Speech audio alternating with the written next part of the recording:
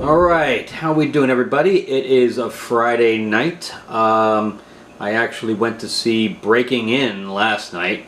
The theater was sparse, so it's definitely not going to be a blockbuster film. However, it was a low-budget film, you can tell, for a couple of reasons. And that was, it was basically a one-location film. It all took place inside the house, so it was a home invasion film. So I went to go see it mostly because of Gabrielle Union. I haven't seen her for a while, and I've been a fan of hers since Bring It On. So I definitely think she's also produced this. So I think it was in producer and name only, of course. Meaning that she didn't actually produce the film, but I think that she had her name attached before the financing even came on, so they allowed her to use her name for the financing, and then that's what gives her a producer credit. So part of her deal for signing on for the role was to have a producer credit. I could be wrong, but that's mostly how this works. Mostly the actors don't produce themselves, like physically do the day-to-day producing. And there wasn't obviously another producer on it as well. But overall, I enjoyed the film. I thought that it was very well thought out. I thought it was very well directed up till the end. There was like two pieces that had some big holes in it, and we'll discuss that during spoilers. But overall, you know, it's tough to keep a one-location movie going, kind of like what they did with The Quiet Place. And this had some, you know, similar aspects to it, where you had a family basically in danger, and obviously taking place just on one area. So, but the film was good. I don't know what the budget was. I'm trying to find out what the budget was. But I can tell you it was not big. There was basically 6 main characters, and that's it. They had another 3 characters, 4. There were another 4 characters that were sparse. So overall, there was simply 10 characters in the entire film. So so the cast line of credits was very short. But I gotta say that they did a really good job of setting everything up, and then, you know, keeping it going and having the kids have their own things that they were doing while she was doing hers, and there was some twists and turns to it and things like that. If I was going to describe the film in a sentence or in a statement, it was basically a microcosm of Die Hard. It was basically Die Hard, where I'm not going to give anything away that you haven't seen in the trailer, but they were the bad guys are after a safe. You know, so they're, you know, in here terrorizing people, and you know, the main character is attempting to get people that they love, you know, out of danger. So it's exactly Die Hard. In fact, in the beginning, she's walking around and dealing stuff with no shoes. So she's a female John McClane without guns. But I thought that you know, if Gabrielle Union's whole thing was to sign on to this low-budget film to give herself a vehicle to show people that she's still relevant and she still has a lot of talent, I think she pulled that off. And as I looked at some of the other reviews by critics on like Rotten Tomatoes and stuff like that, and of course the critics bashed it completely. But they all agreed with the same thing, that it was a great vehicle for her to come back into the big screen. So, you know, because, you know, she's similar in look to Tessa Thompson, who was in Thor Ragnarok, and something like that. what else she done? She's done a pile of different stuff, but her big thing was Thor Ragnarok. But you know, Gabrielle Union is 45 years old now, and she looks similar to the way she did 20 years ago. So, you know, she's got those genes where she just doesn't age. I'd like to see her do, you know, more action stuff. You know, so she pulled it off being, you know, the action star, and it's not really the action star because there was no, you know, punching, hitting, or, you know, doing kung fu or anything like that. Although I would like to see her try that kind of stuff. But she has the intensity, she has the emotional range, and I believed the fact that, you know, she was the mother figure. So Billy Burke is always great. I loved him in like Revolution, stuff like that, and then of course he was in, although completely underused, in Twilight. You know, so but he had far better roles than Twilight. But I think that's where everybody knows him from. But overall, again, the film was good. The kids did a phenomenal job. In fact, I cannot say her name. Ionia Alexis, unless the J is silent and it's Ionia. She is from Empire. She plays the young Cookie in Empire. And she really doesn't have a whole lot of range in that show because, you know, she's playing purely in flashbacks and stuff like that. But here she did it. I think she did a really, really good job. So I mean, the acting overall for a low budget film was very, very good, including all the bad guys. You know, there's one guy who plays Duncan, Richard Cabral. He always plays like the gangster and stuff like that. And his scene specifically at the end is where I find where the hole was, but again, we'll discuss that during spoilers. So, just to tie everything up very quickly, that wherever they found this house, you know, the house is of course a character within itself, and the security system that they put in was pretty amazing. That's I'm sure that there are security systems like that exist. I haven't seen them that, you know, work off a remote and stuff to that effect, but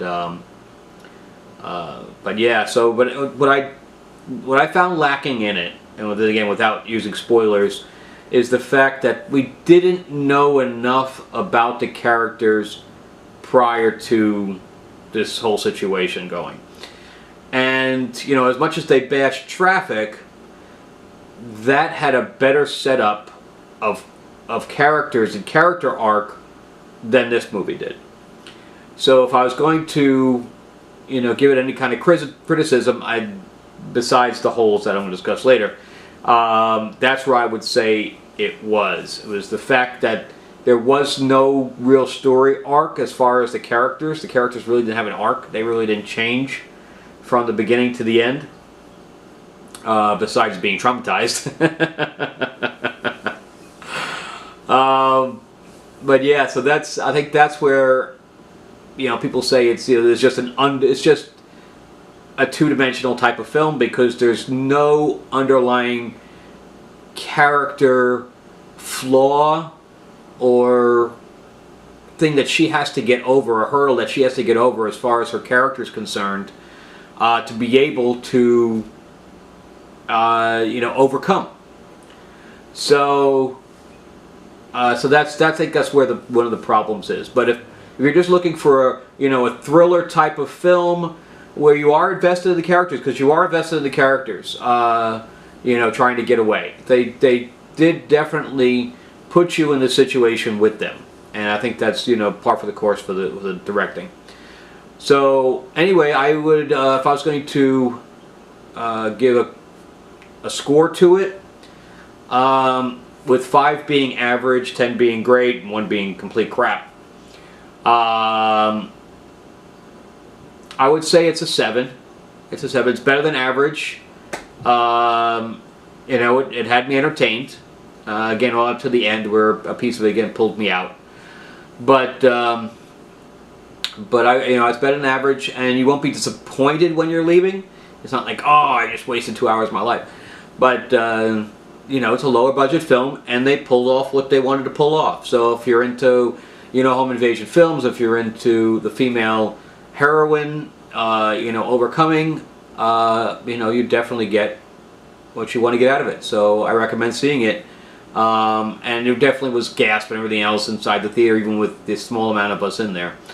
But anyway, yeah, so I recommend seeing it, but if you don't see it on the big screen, it's not going to affect you one way or another seeing it on a big screen or a smaller screen. It's not like there's huge special effects or anything like that, so it's just an experience, with a bunch of people that are, gasping and everything else in the audience that gives it that little extra about seeing it in the theater. But anyway, that's my review of Breaking In with Gabrielle Union, and we'll go into spoilers right now. Okay, now we're going into spoilers for Breaking In. So if you haven't seen the movie yet, if you don't want to know about it, definitely don't continue. So, my problems with Breaking In. First of all, let's go into this little bit of the storyline. So, it starts out with Gabrielle Union's father going for a run and then basically being run over. So, I think a majority of what the budget went into was stunts in this, because of course they show him get hit. If you notice, there was barely any extras. There was the doorman, and that was it. So they definitely kept everything, very compact. So that's the only scene that takes place outside of the house and the road. Then of course they're driving. That's the only two scenes that don't take place on or around the house. So, of course, the four people that don't really have big roles, of course, was the father, or her father, meaning the kid's granddad, who dies, but we never know anything about him. We don't know where he got his money. We don't know, why he was rich, or, besides the fact that he was not a good man and he was a criminal to a certain extent. But he was liquidating everything to hide this money. But again, we really don't know much. And then we don't know anything about Gabrielle Union's character besides the fact that she's a mom and she didn't get along with her dad, and she grew up in this huge house in the middle of nowhere. So that's where the problem lies. And then on top of that, I did not, and if anybody understands this part, please put it in the comments. So right from the beginning, Billy Burke comes in with his crew, and they say that the police will be here in an hour because they cut the lines. So they cut the lines, and for some reason they know exactly when the police are going to be notified for the fact that they cut the lines. I don't understand that. I know that they were giving it a time, making it, a ticking clock, but I don't know how that would work. If they cut the lines, it wouldn't affect the signal going to the police at all, right? Because I guess unless it automatically triggers, then it would be immediate. It wouldn't be an hour. So I didn't understand that, but I think it was just a plot point. But I think they could have just left that out. It didn't make any sense. Then on top of that, they have, I liked the whole thing with the lawyer coming, because the lawyer figured everything out. And I liked how she did that, and then she saw the purse, and she saw the car, she saw the little shadow reflected in one of the vases and stuff like that. And of course she was killed. But I did like her whole character, finding everything out, discovering everything, and trying to get away and trying to call 911.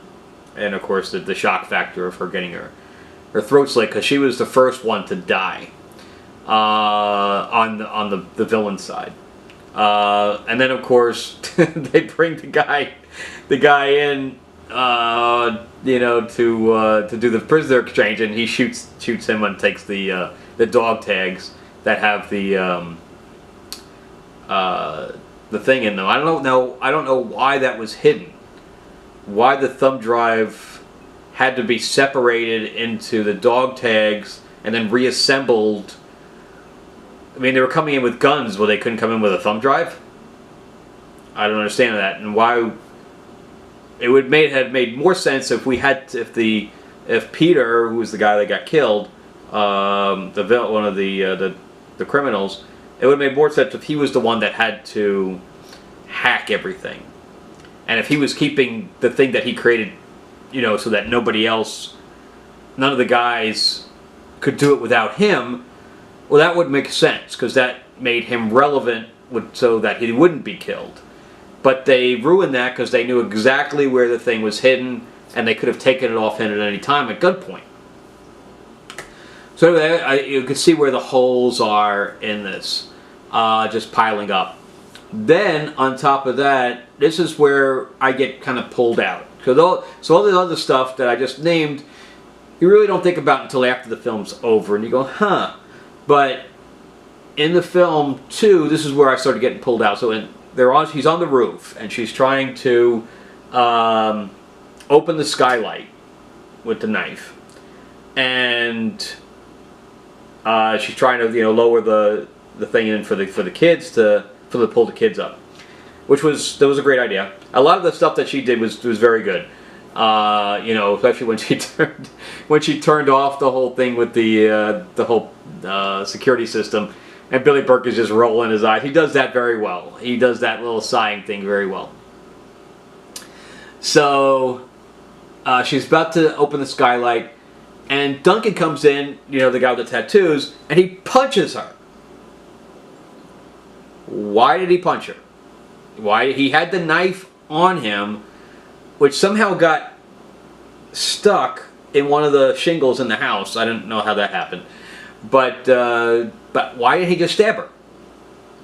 Made no sense. So, and it's like you can't kill the hero off, so you have to do, the James Bond type of thing where you have to have, them have a chance to get away. I don't know. It was that took me out of the film, and I did like that she grabbed the thing and dove at the other guy and knocked him off the roof. I liked the other guy. I thought he was a really good actor, and you definitely felt for him because he was in over his head, and they did a good job developing that character. But you could always tell when they don't develop characters in horror movies or thrillers, because if they develop the character, then you want to see them after whatever happened, whatever the event is. But in this case, as soon as the event was over, boom, the movie was over. So they were sitting out on the porch, everybody's all happy and good now, and the movie's over. We don't get to see what happened to them afterwards because there was no arc, there was no development to happen. So again, that was part of the problem. And also, they missed a great opportunity with the husband, with Gabrielle's Sean, I guess her name is Sean's husband, because there was no reason to have them be in good graces with each other, because conflict is what creates film. So you could have had them be on the outs. She was on the phone with him. She could have been arguing with him. No, I don't want you to come. We're having problems. Whatever the problems may be, there was a bunch of stuff, a conflict you could have done on the phone when she then noticed the garage door. So I don't know why they made it where, oh, I love you, I'll see you soon, blah, blah, blah. It was so much they could have done there. And then when he finally came to the house, we're trying to make up with her, and he got, then it would be more to the character then. But again, there was a part missing from Gabrielle Union's character. And she had just a normal relationship with her kids. There was a bunch of stuff we could have done with the kids. Like he was the boy was super smart with electronics and stuff like that. there was something that they could have done there. You could have made one of them ill. There was a bunch of stuff that they could have done that I think they missed a lot of opportunities with. So anyway, let's get to the ending. So now we go through all these plot points and we get to the ending. And Duncan, the guy with the tattoos, Billy Burke's character is about to leave. He's like, all right, screw it. I got my money. I just want to get out of here now. I'll deal with everything else later. And he gets stabbed by Duncan. Great plot twist. Great plot twist. I didn't see that coming. So, but now Duncan, instead of taking the money, killing everybody, and leaving, he puts the knife away. And he continues to beat the crap out of Sean for whatever reason. And then he goes to, I guess, rape the daughter. And, you know, and Gabrielle Union's character, Sean, ends up basically faking, trying to get the gun so that he would come over and take it from her so she'd get close enough to take the knife from him.